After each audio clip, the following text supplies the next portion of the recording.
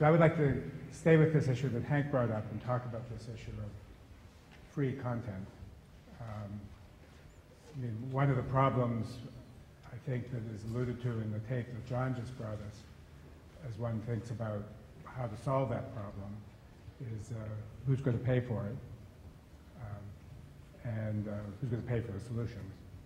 So I'd just like to go across the panel, maybe starting with you, Jerry, if you'd be willing to talk about this issue of where are we going to get wise content and valuable content, and how are we going to find it if it's free and not intermediated? Sure. I love the word content with a capital C.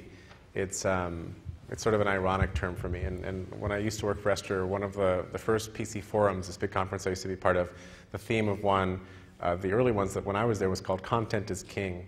And JSB might have given a speech at that particular conference, I think.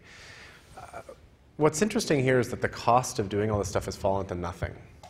And in fact, a lot of businesses are worried because, I'll use Craigslist as an example here.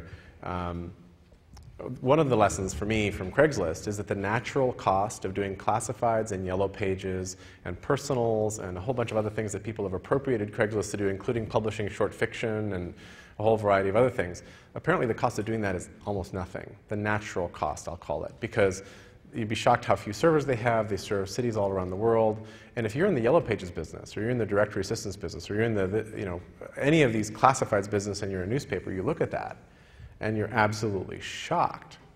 So the good news for us creating content and storing it online and doing whatever, I think little c content, is that it's incredibly cheap to store things, it's incredibly cheap to publish, to create, store, all those sorts of things. The problem, as Hank said,